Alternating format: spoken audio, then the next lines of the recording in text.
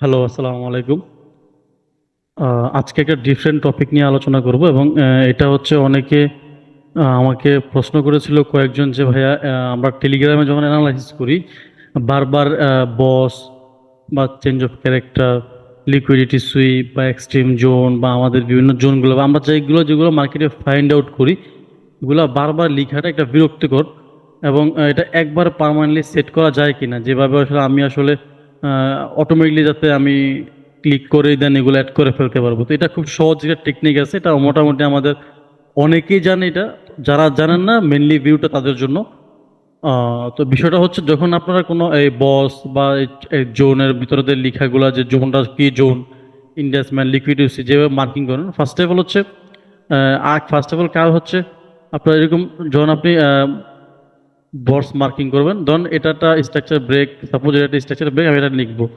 দেন marking করার পর এটাকে আগে নিজের মতো করে কাস্টমাইজ করে নেবেন। এটাকে আপনি হচ্ছে এভাবে রাখতে চান নাকি লাইন রাখতে চান, না ডটেড রাখতে চান, এভাবে ক্লিয়ার করে নেবেন। নেওয়ার পর দেন এখান থেকে আপনি পিক্সেলটা কত পিক্সেল নেবেন এটা সেট করে নেবেন, একটু মোটা, একটু চিকুন, বেশি মোটা, হ্যাঁ এটা সেট করে নেবেন। নেওয়ার পরে দেন এটাতে ডাবল ক্লিক করলে বা এটাকে সেটিং ক্লিক করলে আপনার লেখার যে অপশনটা আসবে, এখানে আসার পরে আমরা তো এখানে স্টাইলগুলো দেখলাম যে কীভাবে কী করবো, এটা আগে সেট করে নিয়েছি। দেন টেক্সটে আসবেন, আসার পরে এখানে যে মিডল, এটা যদি লেখাটা এই মাঝ বরাবর রাখতে চান, এই যে বসটা যেভাবে রাখতে চান, তাহলে ডেফিনেটলি মিডল চুজ করতে হবে।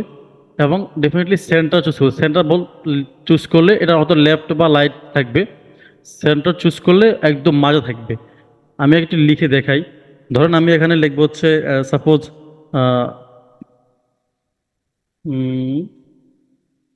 দেখি চেঞ্জ অফ ক্যারেক্টারই লিখি, C H O C H, হ্যাঁ চেঞ্জ অফ ক্যারেক্টার লিখলাম। এখানে হচ্ছে আহ, আমি যদি মিডিলে টপ দিই এটা উপরে যাবে, যদি বাটন দিই সেটা নিচে থাকবে, যদি মিডিল দিই তাহলে মিডিলে থাকবে। ওকে, সেন্টার লেফট দিলে এই যে লেফটে আসবে, রাইট দিলে রাইটে আসবে, সেন্টার দিলে মাঝে থাকবে। দেন দুইটা ঠিক করে আমি কালার কোনটা দিব কালারটাকে চুজ করে নিব, লিখে কালারটা নেওয়ার পরে দেন আমি যদি এখানে আসি, এখানে আসার পর হচ্ছে আপনার আহ, আমি এটা সাইজটা কত নিব কাস্টমাইজ করে নেওয়ার পরে যদি বোল্ড রাখতে চাই বোল্ড, নাহলে বোল্ড না রাখতে চাইলে বোল্ড কেটে দিব, অথবা ইটালি করতে চাইলে ইটালি করবো। দেন মোটামুটি সেট আপ সব কিছু একদম আগে সেট আপ করে নিব কীরকম চাই, এটা আমি কি সেট আপ করার পরে দেন আসবো হচ্ছে টেমপ্লেটে। এই টেমপ্লেটে আসার পরে এখানে অ্যাপ্লাই ডিফল্ট লেখা আছে, আমরা যাবো হচ্ছে সেভ এজে। সেভ এজে ক্লিক করার পরে দেন যে চক লিখছিলাম উপরে যেখানে, এই চকটা আমরা আবার এখানে আবার এগেন লিখবো, C H O C H লিখার পরে দেন আগে এটাকে সেভ, এখানে চক লিখে সেভ করে ফেলবো। যেহেতু আমার আগের একটা অলরেডি আছে, this a drawing template chalk is already exit, do you really want to replace it, yes. আমি আবার দেখি ধরুন আমি এগেন আবার রিপ্লেস করব। তো আপনার তো এটা আসবে না আগে থেকে লিখে থাকলে, দেন ওকে দিয়ে save, first of all save করার পরে দেন এই অপশনটা আসবে, দেন এটা ওকে দিয়ে দিবেন। তো এখন ইন ফিউচার যখন আপনি এখানে এটা জাস্ট মার্ক করবেন, তখন এখানে হচ্ছে আপনি জাস্ট মার্ক করার পরে দেখবেন যে এখানে একটা আসবে আপনার হচ্ছে, ক্লিক করার পরে এই যে অপশনটা আসবে যে এটা, এই যে ডটটা আছে যেটা আছে টেমপ্লেট, এখানে ক্লিক করলে সবগুলো অপশন আসবে, BOS, CHoCH, fair value gap, liquidity sweep, pull back, হ্যাঁ যেটা আপনি লিখতে চান। এইভাবে প্রত্যেকটা লিখা সব সুন্দর করে দেখে দেখে কাস্টমাইজ করে সেভ করে নেবেন।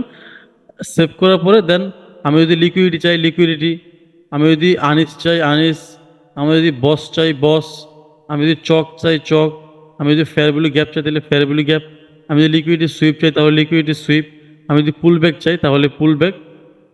তখন আর আমার বারবার কিবোর্ডে গিয়ে টাইপিং করে লিখতে হবে না, শর্টকাট, তখন খুব তাড়াতাড়ি আমার জিনিসটা আমি এখানে বসায় ফেলতে পারবো। ঠিক আছে, এটা হচ্ছে এই আপনার হচ্ছে উইদাউট জোনের বাকি যে জিনিসগুলো আমরা যেগুলো মার্কিং করি এগুলো। এবং জোনের ক্ষেত্রেও ঠিক সেম, যখন যখন আমরা রেক্ট্যাঙ্গেল শেপ দিয়ে কোনো জোন আইডেন্টিফাই করবো, যখন কোনো জোন আইডেন্টিফাই করবো, আইডেন্টিফাই করার পর ঠিক সেম জোনটাকে আমরা এখানে সেটিংয়ে যাব। যাওয়ার পরে আগে হচ্ছে স্টাইলে যাওয়ার পরে জোনটাকে আমরা আমার মতো করে কালারটা চুজ করে নিব। চুজ করে নেওয়ার পরে দেন হচ্ছে এটা চারপাশে বর্ডার দিব কিনা, বর্ডারটা দিলে যে চারপাশে বর্ডার থাকবে কিনা, বর্ডার না থাকলে বর্ডার, সব সেটিংটা সুন্দর মন মতো করে কাস্টমাইজ করে দেন টেক্সটে যাব। ঠিক সেম এটা আগেরটা সেটা মিডল, এখন হচ্ছে ইনসাইড হবে না, এর ভিতরে হবে। আমরা যদি দেখি লিখি, ধরুন হচ্ছে price of interest, POI, point of interest বা প্রাইস অফ ইন্টারেস্ট যেটা আমরা বলি, এটা আমি লিখলাম এখানে, ঠিক আছে। মানে আমি এখানে এটা লিখলাম। এখন এই যে লেখাটা লিখলাম, এখন আমি এটাকে কালার, কি কালার দিব লেখাটা, এটা এখানে কালারটা যেমন করে চেঞ্জ করে নিব। অ্যান্ড দেন হচ্ছে লেখার সাইজ ইটালি করবো কিনা, বোল্ড করবো কিনা, বাকি সব কিছু ঠিকঠাক করে। এই যে ইনসাইড যদি টপ থাকে তাহলে উপরে হবে, বটম হলে বাইরে। যেহেতু জোন, তার মানে লেখাটা ভিতরে সুন্দর সুন্দর দেখায়। ইনসাইড দিব, অ্যান্ড দেন হচ্ছে আপনার ডেফিনেটলি সেন্টার দিব, এটাও সেন্টার দিব। সেন্টার দিয়ে আগে এখানে দিয়ে ওরা সেভ করবো না, সেভ করলে হবে না, দিয়ে যেতে হবে টেমপ্লেটে। টেমপ্লেটে যাওয়ার পরে ডেফিনেটলি সেভেস, সেভেস যাওয়ার পরে এই যে লেখা আছে পি ও আই লিখবো, লিখে দেন হচ্ছে পি ওয়াইটাকে দেন আগে এখানে যে সেভ করব, সেভ হয়ে গেছে, দেন এখানে দিব। That's it. এখন আমি যদি কোনো জোন জাস্ট আইডেন্টিফাই করি, মানে আমার এখানে গেলে ডিরেকশনাল দিলে ডিরেকশনাল পিওআই, এক্সট্রিম দিলে এক্সট্রিম পিওআই, অর্ডার ফ্লো দিলে order flow, point of interest দিলে point of interest, single candle order flow বা এসটিভি দিলে এসটিভি অটোমেটিকলি চলে আসবে, আমার আর বারবার লিখতে হবে না, ঠিক আছে। তো এটা অনেকে জানে, আমি জানি। তো যারা জানেন না মেনলি তাদের জন্য এটা। আশা করছি তো আর পরে কনফিউশন থাকবে না, সহজে জিনিসগুলো সেট করে ফেলতে পারবেন। ঠিক আছে, সবাই ভালো থাকবেন, ইনশাল্লাহ দেখা হচ্ছে পরবর্তী কোনো ভিডিওতে। আল্লাহ হাফেজ, টেক কেয়ার এভরিওয়ান।